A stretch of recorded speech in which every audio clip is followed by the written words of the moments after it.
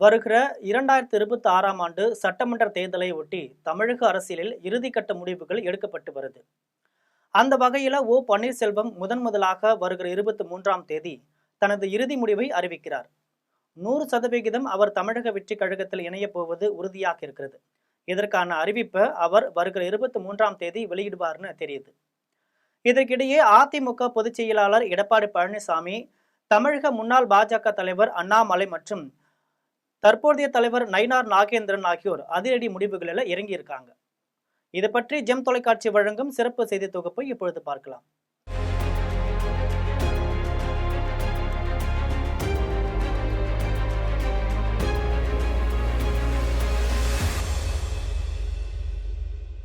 முதல் கட்டமாக தமிழக பாஜக தேர்தல் பொறுப்பாளராக இருந்த பைஜெயந்த் பாண்டா தற்பொழுது அதிரடியாக நீக்கப்பட்டுள்ளார். அதற்கு பதிலாக மத்திய தொழில் மற்றும் வர்த்தகத்துறை அமைச்சர் பியூஷ் கோயலை தமிழக தேர்தல் பொறுப்பாளராக கட்சியின் தேசிய தலைவர் ஜே.பி. நட்டா நியமித்திருக்கிறார். எடப்பாடி பழனிசாமியின் ஆலோசனையின் பெயரில்தான் இந்த மாற்றம் நடந்ததுன்னு சொல்றாங்க. ஒடிஷா மாநிலத்தை சேர்ந்த பைஜெயந்த் பாண்டா சென்னையில் எடப்பாடி பழனிசாமி, பாட்டாளி மக்கள் கட்சி நிறுவனர் ராமதாசு, தலைவர் அன்புமணி ஆகியோரை சந்தித்து பேசி வந்தார். இந்த நிலையில தமிழக பாஜக தலைவர் நயினார் நாகேந்திரனும் சில தினங்களுக்கு முன்ன எடப்பாடி பழனிசாமியை சந்திச்சார். அப்பொழுது தொகுதி பங்கீடு குறித்து பேச்சுவார்த்தை நடைபெற்றது. இதுல எடப்பாடி பழனிசாமி தனது கருத்தை தெரிவிக்கும் பொழுது, தேர்தல் பொறுப்பாளராக இருக்கும் பைஜெயந்த் பாண்டாவை மாற்றிவிட்டு வேறு யாரையாவது நியமிக்கலாம். குறிப்பாக மத்திய அமைச்சர் பியூஷ் கோயலை பொறுப்பாளராக நியமிக்கலாம். அவருக்கு தமிழக அரசியல் நிலவரம் நன்கு தெரியும். அது மட்டும் இல்லாம என்னோட நெருக்கமானவர். மேலும் முன்னாள் அமைச்சர்கள் வேலுமணி, தங்கமணி ஆகியோருடனும் நல்ல நட்புல இருக்கிறார்னு பேசியிருக்கிறார். தற்பொழுது எடப்பாடி பழனிசாமியின் வேண்டுகோளின் பெயரில் தான் தமிழக பாஜக தேர்தல் பொறுப்பாளராக பியூஷ் கோயல் நியமிக்கப்பட்டிருக்கிறார் என்பது முக்கிய செய்தியா பார்க்கப்படுது. இந்த நிலையில அண்ணாமலையும் நயினார் நாகேந்திரனும் டெல்லி சென்று உள்துறை அமைச்சர் அமித்ஷா உட்பட முக்கிய தலைவர்களை சந்திச்சு பேசி திரும்பியிருக்காங்க. இதன் அடுத்த கட்டமா பாரதிய ஜனதா கட்சி சார்பில் உயர்மட்ட குழு கூட்டம் நடைபெறுது. சென்னை கிண்டியில உள்ள நட்சத்திர விடுதியில இந்த கூட்டம் நடக்கும் பட்சத்துல நயினார் நாகேந்திரன், அண்ணாமலை, மத்திய இணை அமைச்சர் எல் முருகன், தமிழிசை சவுந்தரராஜன், வானதி சீனிவாசன், அரவிந்த் மேனன், சுதாகர் ரெட்டின்னு பலரும் கலந்து கொள்கிறாங்க. பாஜகவை பொறுத்தவரையில இது முக்கியமான ஆலோசனை கூட்டமா கருதப்படுது. கூட்டணி குறித்து, கட்சியை பலப்படுத்துவது குறித்தும், தேர்தல் பிரச்சாரம் குறித்தும் இதுல முக்கிய முடிவுகள் எடுக்கிறாங்க.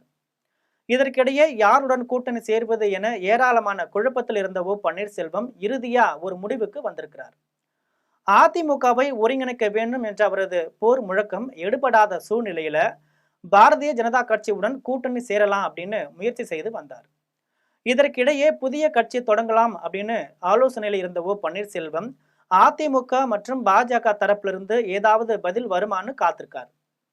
இதுல எந்தவித முடிவும் எட்டப்படாததால தனது அதிமுக தொண்டர்கள் உரிமை மீட்பு குழுவை அதிமுக தொண்டர்கள் உரிமை மீட்பு கழகம்னு மாற்றியிருக்கிறார்.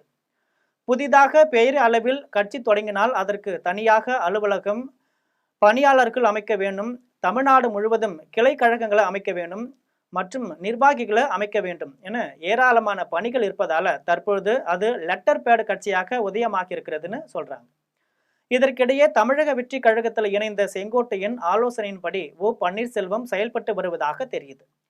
மேலும் பண்டூட்டி ராமச்சந்திரன் போன்ற மூத்த தலைவர்களின் ஆலோசனையின்படி புதிய கட்சியை தொடங்கியிருக்கும் பன்னீர்செல்வம் தமிழக வெற்றி கழகத்தில் இணையலான இறுதி முடிவை எட்டியிருக்கிறார். வருகிற 23ஆம் தேதி பன்னீர்செல்வம் இதனை அறிவிக்கலான்னு தெரியுது. இது மட்டுமில்லாம தமிழக வெற்றி கழகத்துல சின்னத்திரை நட்சத்திரங்கள் பலரும் இணைய காத்திருக்கிறாங்க.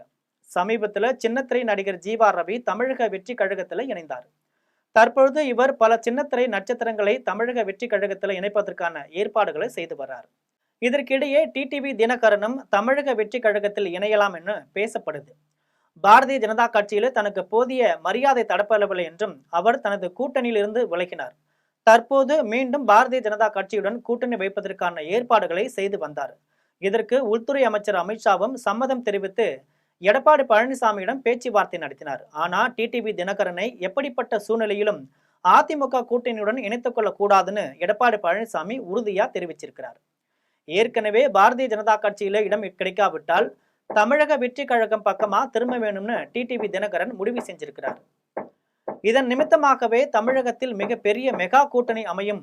அந்த கூட்டணியில அம்மா மக்கள் முன்னேற்ற கழகமும் இருக்கும். நிச்சயமாக அந்த கூட்டணி வெற்றி பெறும் என்று பேசி வந்தார்.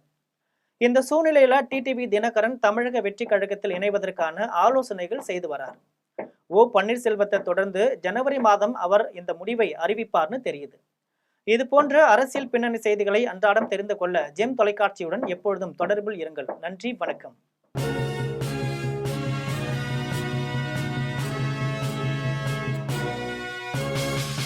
உடனுக்குடன் அப்டேட் தெரிந்து கொள்ள ஜெம் டிவி தமிழ் ஆப்பை இன்ஸ்டால் செய்யவும்.